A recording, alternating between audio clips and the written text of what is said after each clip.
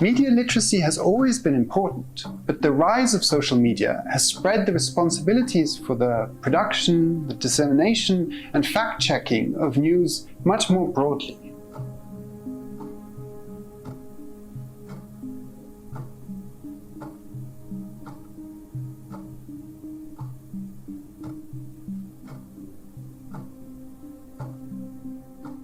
Over the last decades, there's been an ongoing shift in the way people access news.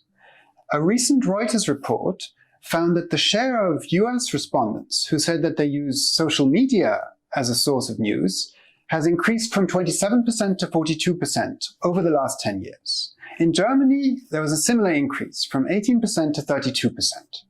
Traditional news sources, such as television, print, and radio, have seen their reach decline significantly over the same period.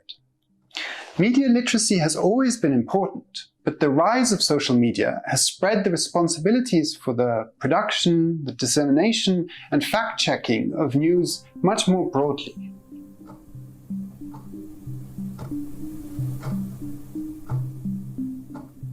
An important determinant of the trustworthiness of news is the extent to which the provider has an incentive to ensure accuracy. Traditional media outlets compete on many dimensions, but it is often thought that one of these is credibility. This has never been a foolproof system, but there's a sense that reputational concerns provide a check on the spread of misinformation. With social media, the original source of a news story can be more opaque, and a reputation for accuracy may be a weaker incentive for individual users.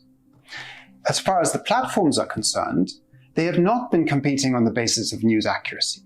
In a 2019 interview with CNN, a Facebook executive said, "We are not in the news business, we are in the social media business."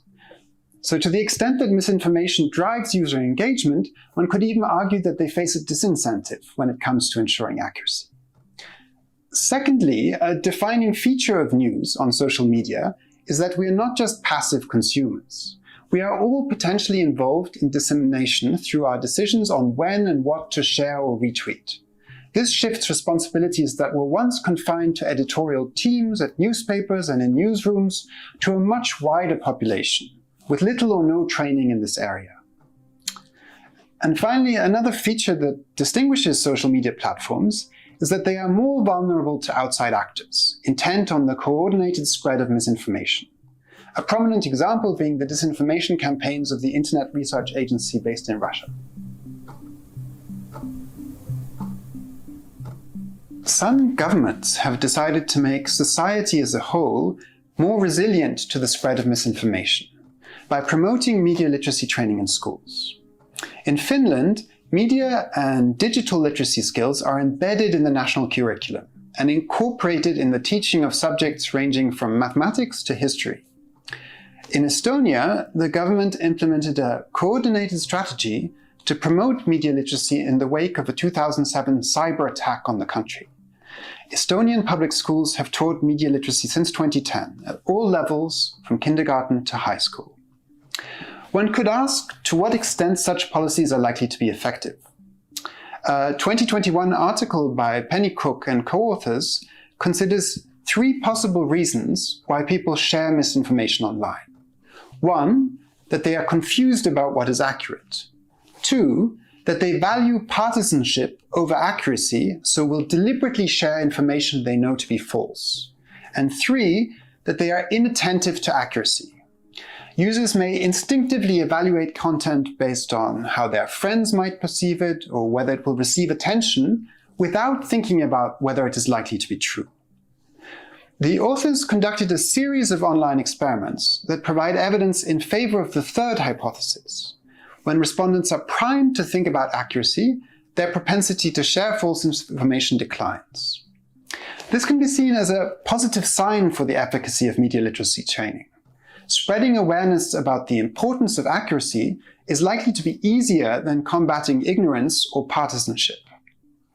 However, it should also be noted that media literacy training in schools only reaches a small share of the population. A 2019 study by Guess and co-authors found that respondents over the age of 65 were nearly 7 times more likely to share misinformation than those aged between 18 and 29. Social media platforms have also implemented initiatives to combat misinformation.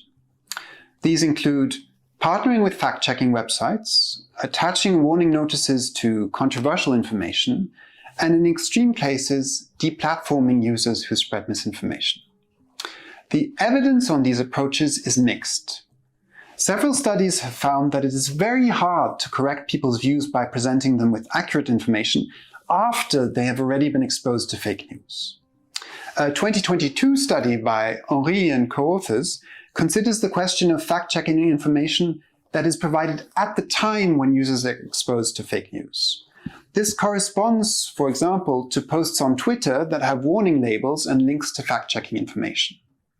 The authors find that users are significantly less likely to share fake news if they are exposed to fact-checking information, even when the decision to access this information is voluntary.